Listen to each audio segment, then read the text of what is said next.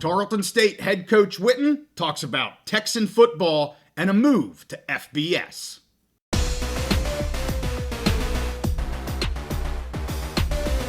Hey, welcome back to the mountain. I am JY, and I have a very special guest for you.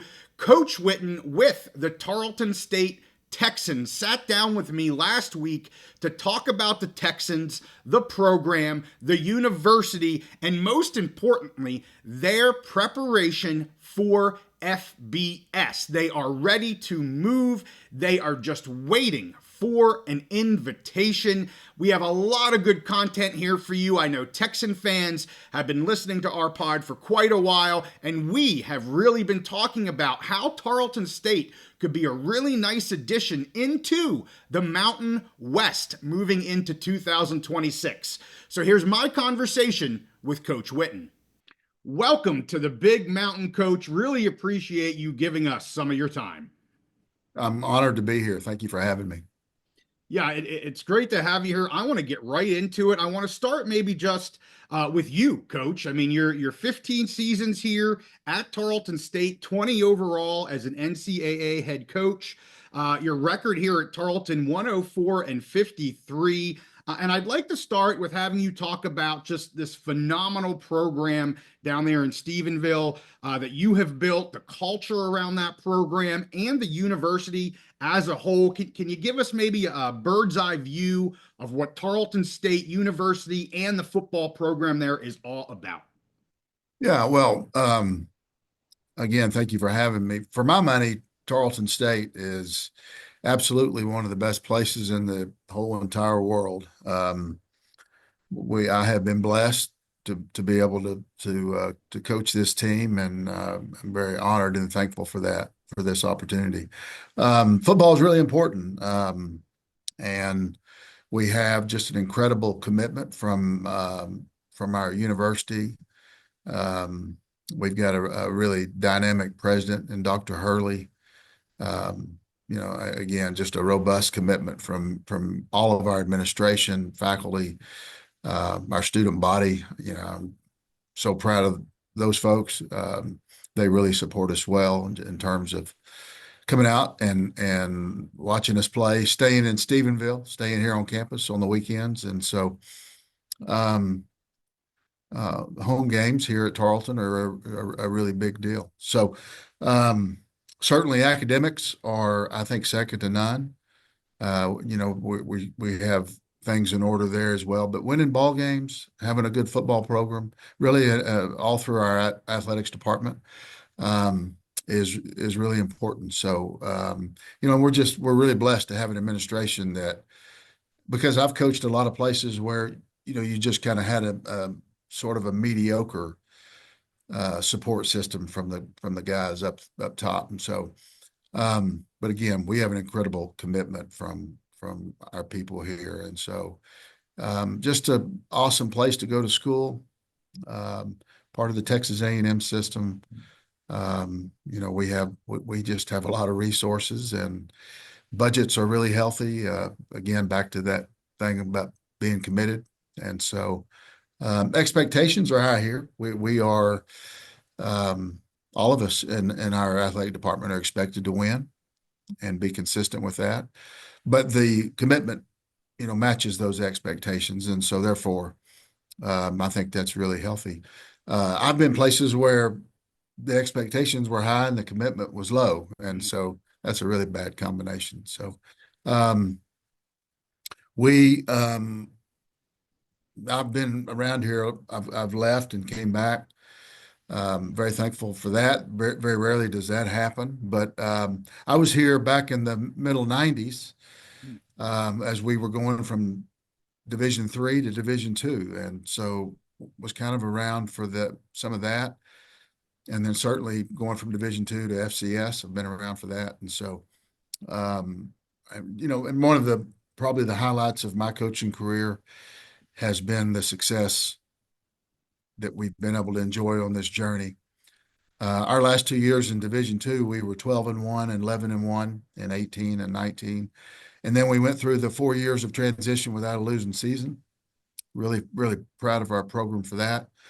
And then in the first year of being eligible for the playoffs, we won 10 ball games and made it to the playoffs.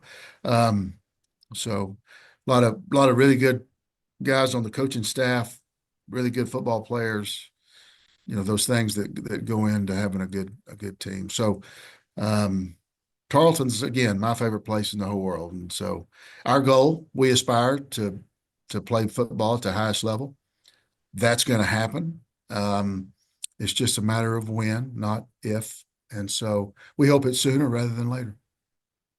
Yeah, you said a lot of things I want to hit on here as we go through this discussion. I want to talk about finances a little bit, the facilities, everything like that.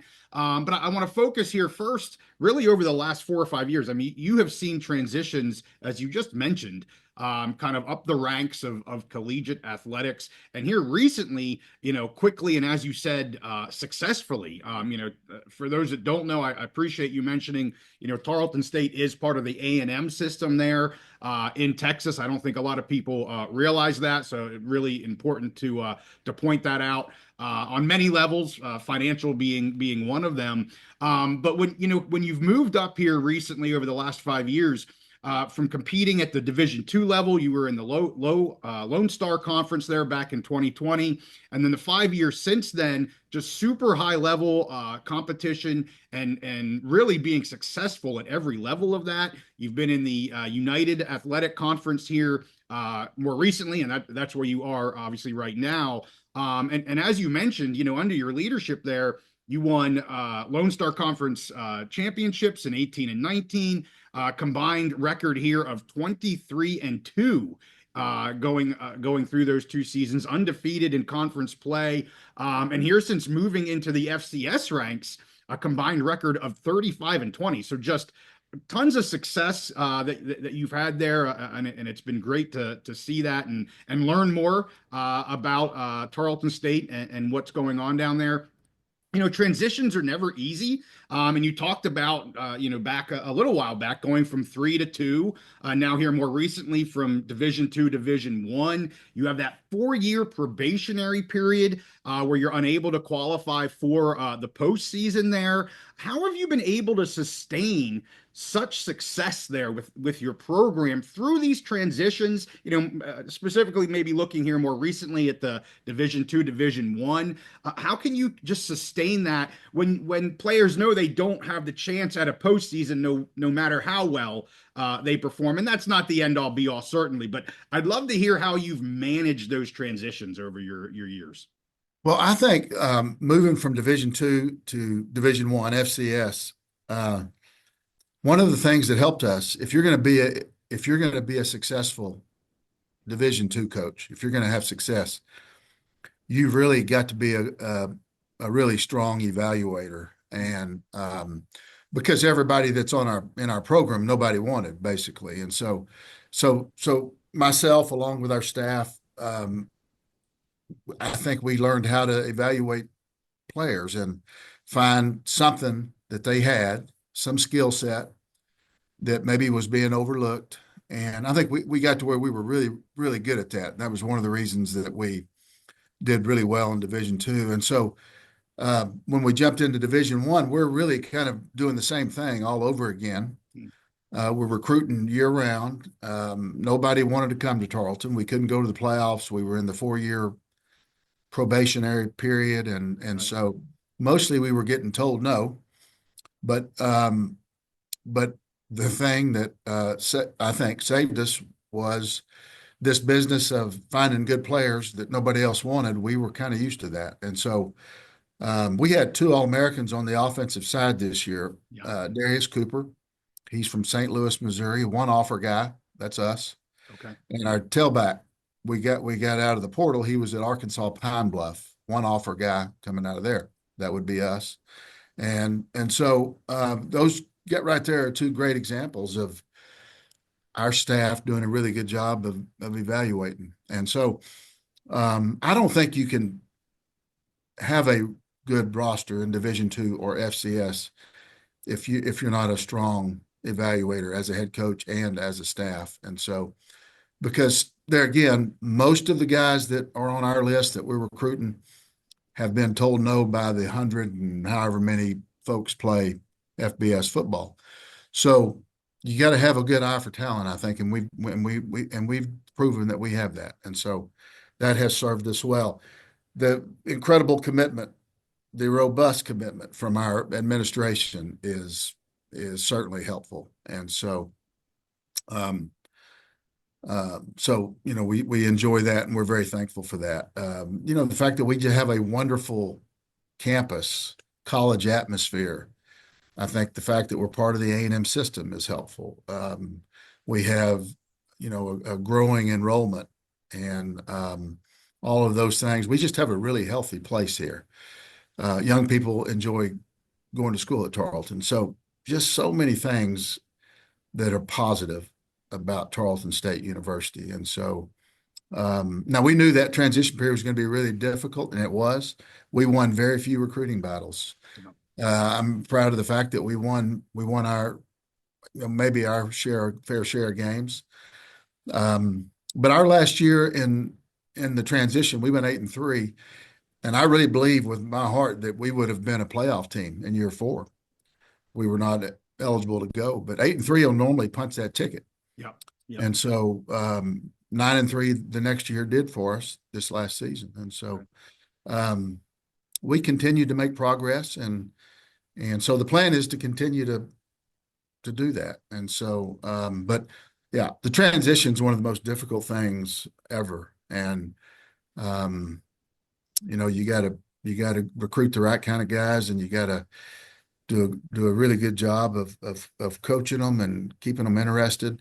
One of the really, I think, unique things about our program is how few guys got in the transfer portal. Yeah. And so almost tops in this region we are with regard to not losing players.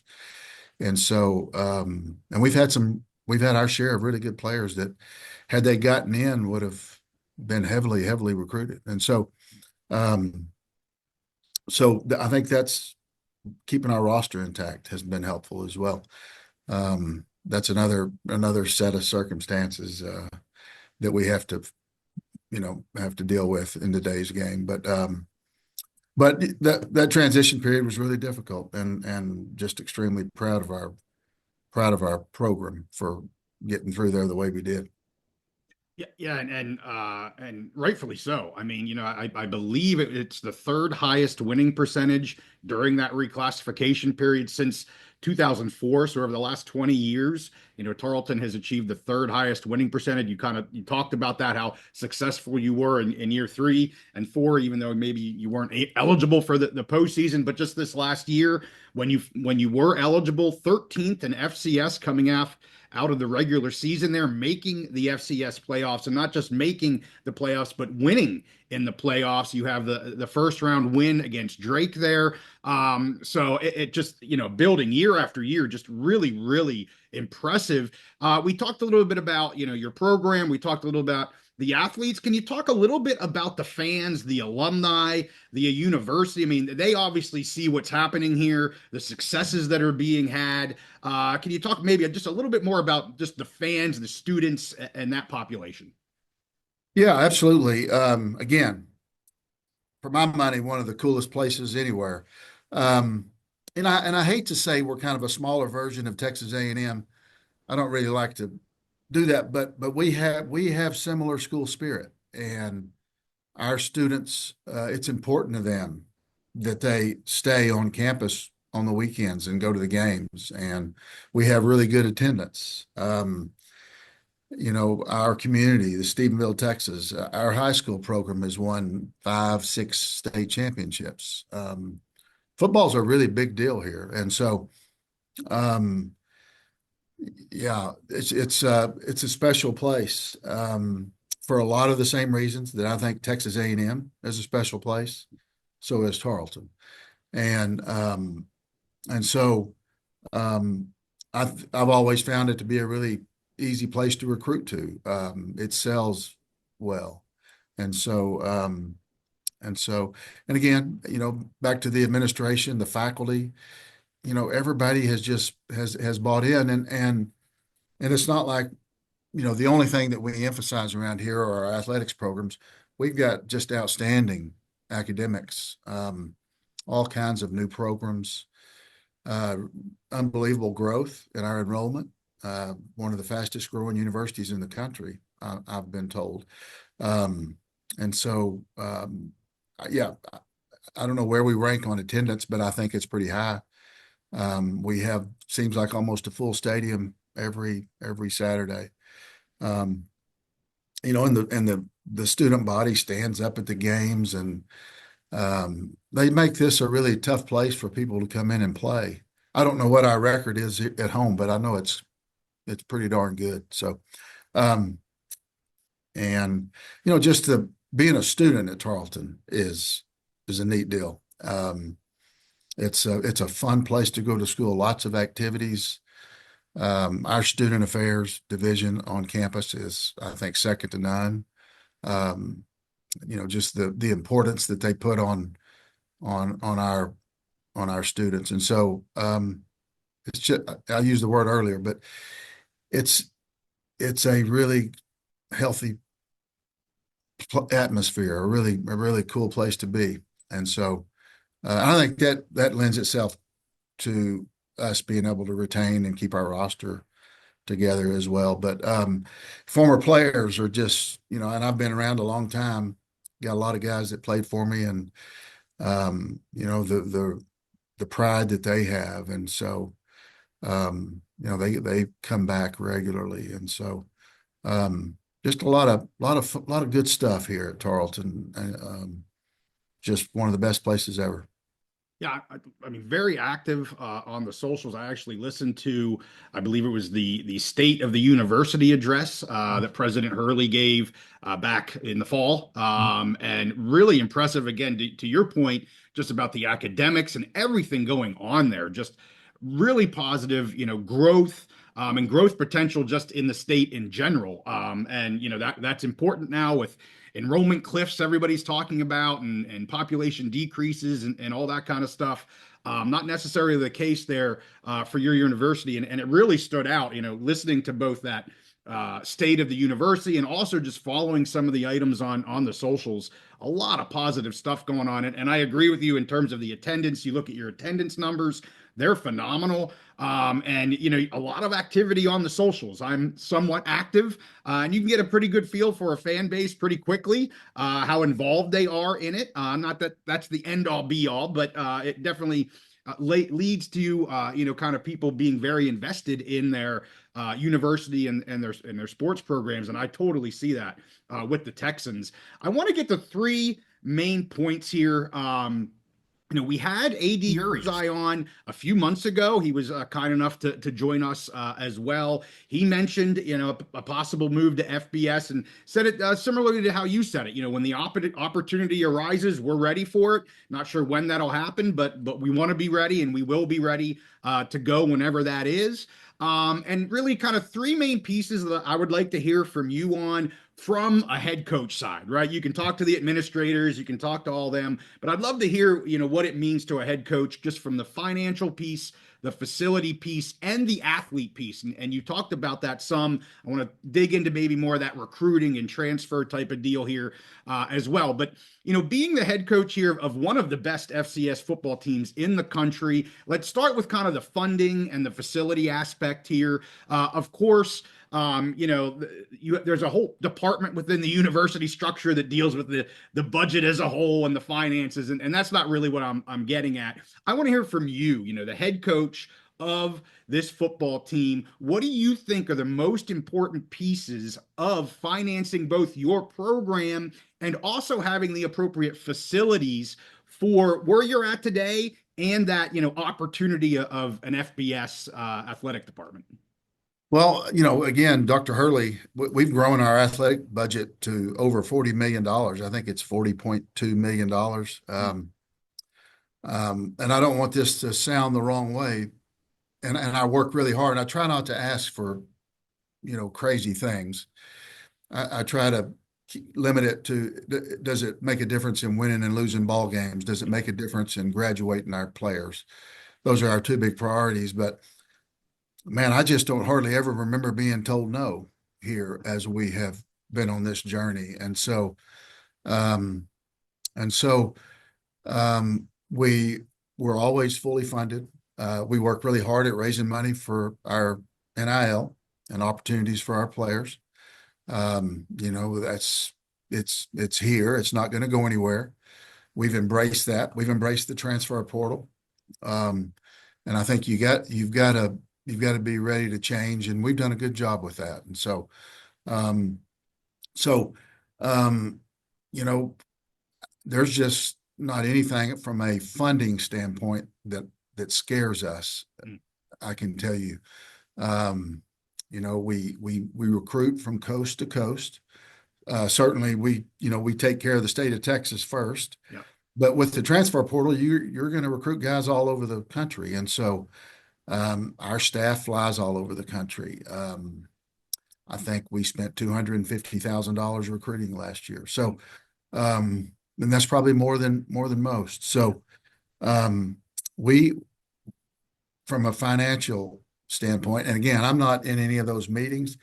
I just know when I tell our folks that we need something, the answer is yes. Yeah. And so, much as it is any place that football is really important, and I would say along the lines of most FBS programs. And so, um, you know, and that's how we operate, and that's our mindset. And so, one of the other things, I don't think it was one of the two things you mentioned, but we've got just an incredible location here. Yeah. We are just right outside the Metroplex. We're around a lot of players, close to an airport. All these things are helpful in recruiting. So, I was the head coach at Sam Houston many years ago, but a lot like those guys, they're on the north edge of Houston. Right. We're on the outskirts of Fort Worth, and so Right.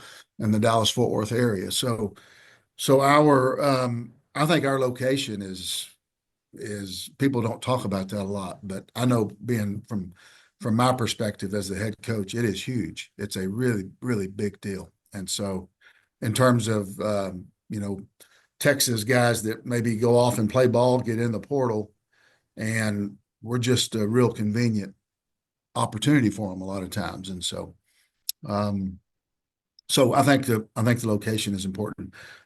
Funding is huge. I think if there's something that's not in place from a funding standpoint, I don't really know what it would be. Right. I think our salary pool for our coaching staff I think it's maybe the highest in the country. I'm not sure, but it's at the top, I would Yeah. say. And so, as would be most of the items in our budget. And so, and we're really blessed to be well funded as we are. Sure. Money's not the end of it all. We got to go get good players, and we got to coach them well, and we got to keep them, and we got to go to school, and we got to graduate. But it's nice to not have to worry about, the financial side of things. Yeah, we're just very blessed and very thankful for the commitment we have here. For sure. And you've mentioned that a few times. I mean, it's clear to have an administration that is supporting you in all aspects. You mentioned earlier, they're expecting big things, but they're not giving you what you need to succeed and actually be able to achieve those. To have that leadership from the top that understands, to be successful, they can't just talk the talk, they have to walk the walk. And I think you've seen that with some of your facilities. I mean, I've seen some of the pictures with some of the new, and I'll keep it to football here, but I believe there's just brand new or a year old or something, some football facilities. They look fantastic. My co-host as a Penn State guy, and he commented to AD Urias that it was only a few years ago that Penn State didn't even have the level of facilities that you have there at Tarleton. Can you speak real briefly maybe Sure. about what those are? Yeah, well, we renovated our stadium starting in about 16. It was ready for play in 18, I think. That was about $25 million there. We completely, our end zone, our field house, our end zone facility, we completely gutted and redid this building. That was $10 million for that project. we've got a really, really awesome locker room, which is a big deal. I mean, that's where our guys live, Yep. sort of to say.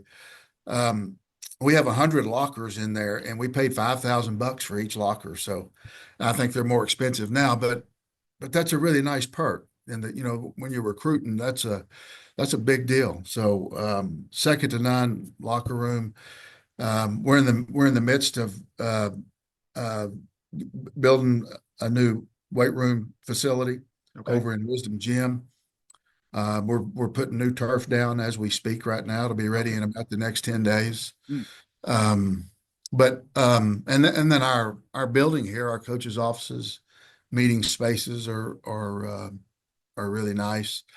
Yeah, so we're ready to go, I think, from a facility standpoint. Yeah. We've gone back and we added 8 or 10,000 more seats to the stadium a few Okay. years ago. And so it's a really cool part of the stadium, I think, now, the end zone area. Yeah. So we are, from a community standpoint, a university standpoint, I think our former players, student body, we're just all in Yeah. whenever it comes time to have the opportunity to move up to FBS. And so again, that's going to happen here at Tarleton. Sure. It's just a matter of when. And Right. we would like it to happen sooner rather than later. I think we're ready. Yeah. Yeah, that's fantastic. I want to the last focus, and then I have one last question about the future for you and 2025 season. We'll actually talk a little bit about football instead of the administrative type of stuff. But I want to talk about the most important piece. You can have all the finances and the best facilities, but if you don't have the students themselves, it really doesn't matter. So I want to talk kind of last big item here about the athletes. And just a few weeks ago, we had National Signing Day. I believe the Texans signed around 30 players, one of the largest and possibly most talented classes in program history. With recruiting and the transfers, I know you've touched on this a little bit here in the discussion, but that's the current landscape of the environment here with college athletics, with these transfers and things. How do you manage that as a head coach in terms of both retaining players? Because you mentioned that earlier, you've had some All-Americans this past season, fantastic players that could easily leave in this new environment. So how do you manage the retainment of your players, but also then bringing in the recruiting classes you need and possibly some of the transfers? Well, I think keeping your roster together first and foremost is about relationships. And we really invest in our guys, and we work hard at that. And I preach to our staff every day. We don't have a staff meeting without me reminding those guys that our roster, our players, they're the most precious commodity we have. And when you really invest in guys and you get to know them on a personal level, and you have an honest to goodness relationship, friendship, however you want to describe it, it's hard for them to come in and say, "Hey, coach, I've decided I'm going to go elsewhere." I would encourage you to look at those numbers. I don't know exactly what they are. I think we had 7 guys in the portal this year. I think 2 of them were scholarship guys, 5 walk-ons, almost 0. I don't think we had a starter get in the portal, and it's been that kind of year after year after year. And so, I think back to a couple of years, Darius Cooper, our All-American receiver, when he was a sophomore, I think he caught 7 balls for 160 yards against TCU. And I can assure you, people were trying to dig him out of here on a daily basis. And so not gonna accuse anybody of anything, but Sure. But he's a Tarleton guy. He loves this place. Our staff, we have very little turnover in our staff as well, and so I'm not sure I know exactly what all goes into that word culture, but whatever that is, we have a good culture. We have a good, I say, a good program. Our players enjoy our program and they stay. I tell our guys every day, two things that are not negotiable. We're gonna win ball games and we're gonna graduate. On Saturday, we're gonna win ball games. Back to graduating on Monday and stuff like that. But so I think we have been able to keep a really good coaching staff together over the years. Very little change, very little turnover. We have the same message for them. I think players begin, to trust their coaches when they're with them year after year after year. And so, now we lose one coach a year, maybe something like that, maybe a couple. We each of the last 2 years we've lost a coach to the Big 12. I'm proud of that, actually. Sure. So, but I think it's about the relationships. Very, very little turnover, and that's been a real key for us, I think. What was the other? That was it. Just kind of how you manage the retainment, and then also how you manage recruiting. Yeah. So put a lot of time into this. Yeah. And so we took 17 guys out of the portal. I think the portal is a great place for us to go, and now it doesn't matter if you recruit in junior college or the portal or high school. Right. You got to get good kids, and you got to get good players, and they're everywhere. And so I have found that I can evaluate guys a little easier when I see them playing at a good Division II school or another FCS school, or certainly, an FBS program. And it's harder to recruit high school players at this level. The pool of recruits that we have available to us, it can be a little more difficult. To me, that's the hardest evaluation, is the high school kids at our level. And so it's easier to miss on those guys, I think. But so this year we had 17 guys out of the portal, 6 out of junior college, and 11 out of high school. And so we try to grow up offensive linemen. We try to take 3 to 5 high school guys every year at that position. But we think we don't really have anything written down that's going to be hard and fast every year. We just go out and try to find the very best players we can that fit our needs. Yeah. And I am a firm believer, just back to my Division II days, the way football is today, you build each team 1 year at a time. And so we go and figure out what we lost, what we got to plug in order to get back to those playoffs, continue to be a player in the conference championship race. On a certain level, you plan for the future with young guys, but I think if you spend too much time and effort doing that, you're going to fall behind. Yeah. And so we believe that you build each team 1 year at a time, and you max it out, and then you go and do it again with a little bit of thought towards the future. Sure. But mostly the future is now. Yeah. Kind of the way we think. And so we're always going to try to turn every stone, junior college, portal, high school guys, you name it. And so there's good kids and there's good players at each one of those stops, and we just got to get more than our share of them. And then I think we'll keep winning.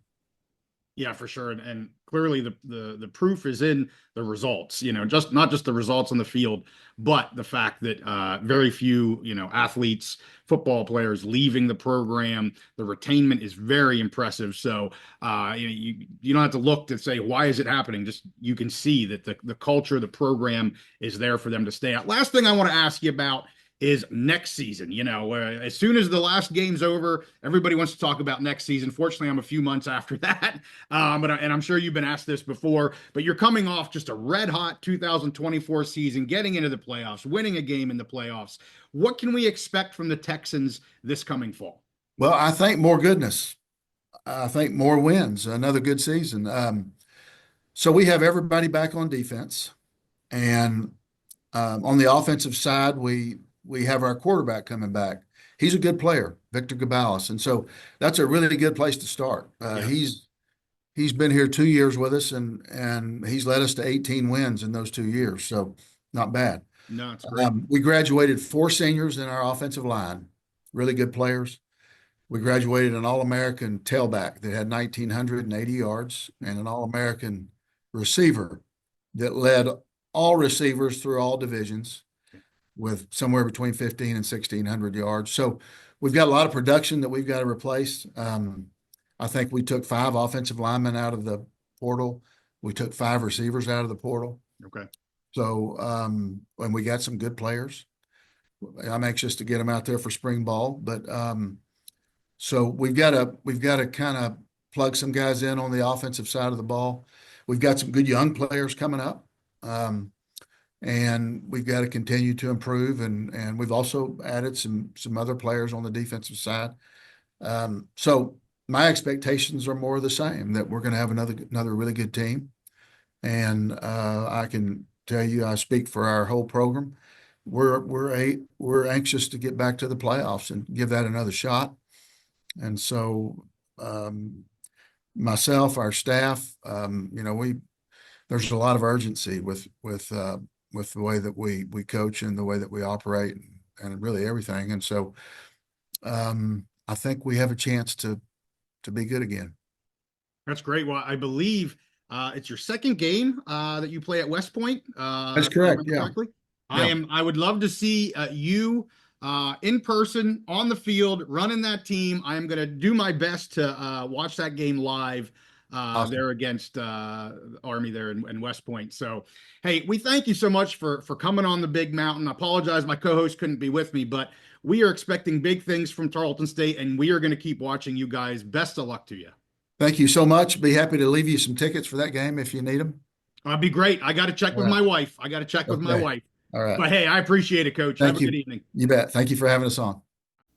I again thank Coach Whitten for sitting down with me to talk about the Texans, where they're at today, and where they hope to be in the future. Again, they are ready for a move to FBS. They have done transitions before. They know how to go through them, and they are ready to do it again to get to the peak of college football. With that, hey, we thank you guys for watching. Make sure you give this one a like and subscribe if you like our content. We have Gloria Navarez, the commissioner of the Mountain West, joining us next week for a discussion about that conference and as they move to ascend together. It's going to be a great conversation. We hope you guys enjoy that, and we'll see you next time on the Big Mountain.